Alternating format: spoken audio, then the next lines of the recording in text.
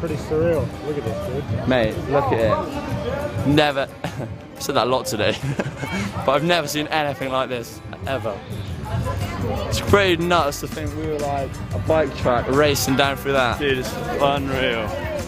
Like when you race World Cups and stuff, you know, you feel like every weekend is the same thing, like the same monotonous, like you just go, the same people, you just race the same people, and it doesn't feel like, you know, there's like all this shit going on in the world and you don't see it, but like here, it feels like the sport like makes a difference, and it feels like you actually do something, you know, with all these kids like so happy to have something going on in their lives, you know, and like they don't have to spend any money. It's just like an amazing thing for them, and it's such a rad thing for us to be involved in, you know. It's rad. Yeah, brother. Yeah. Twins,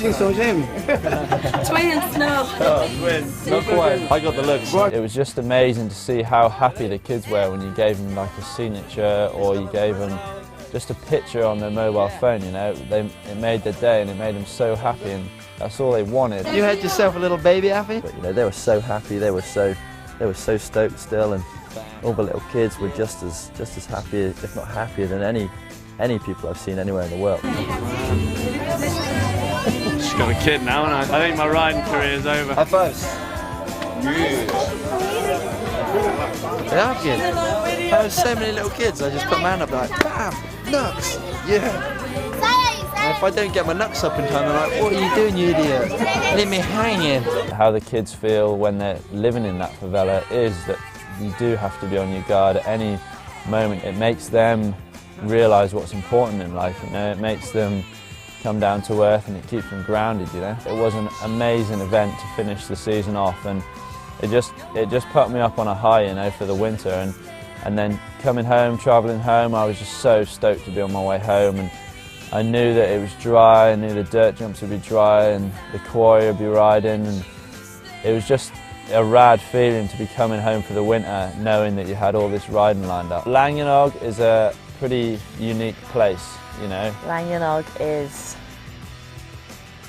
secluded, extremely secluded. Bit of an out of the way place, pretty calm place, pretty relaxed, not much going on here. You know, some people might say it's quite old-fashioned. It's just 2 pubs and a church, which is all you need. We pretty much moved to this area because solely for the riding, you know. Every time I get a bit of a block at home, I just appreciate, you know, what a cool place it is, and how much potential it's got as far as riding goes. At the end of the day, if you're living in Langenog, you know, there isn't many distractions, and all there really is to do is ride, you know, and be outside and be in that kind of lifestyle. And Ready, Rachel? Ready. For some carnage. Okay, you have to be quick because I'll see you. They're all stood up there, yeah? Hold on. Oh, we're still in the house. I just hold it. Hey, Clay!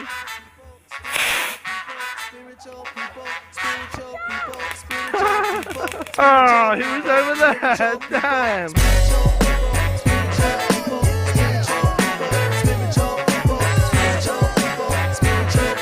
It's the first night session of the winter.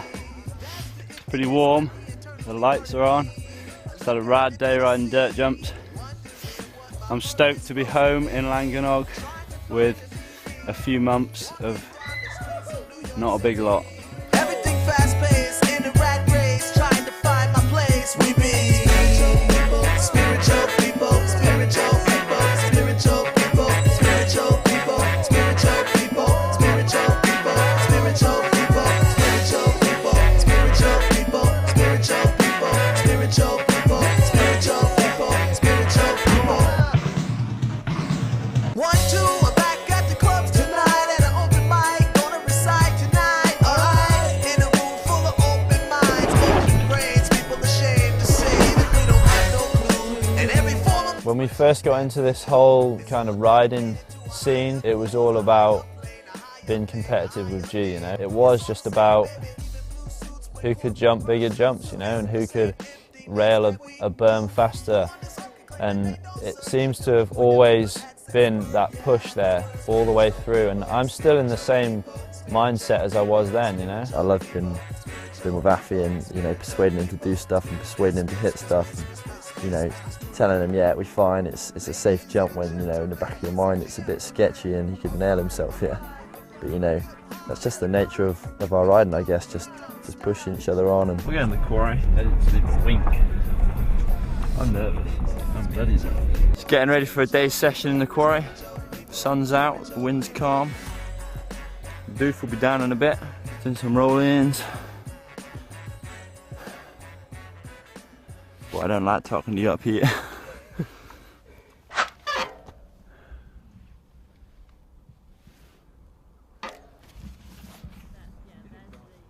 Right.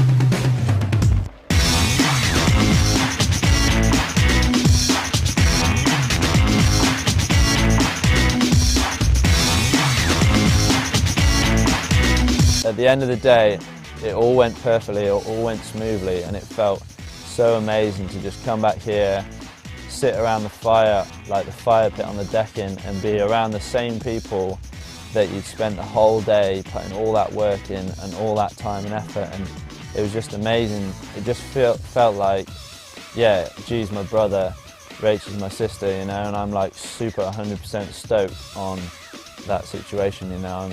I'm stoked to have G as a brother and Rachel as a sister, and I wouldn't want to change it for the world.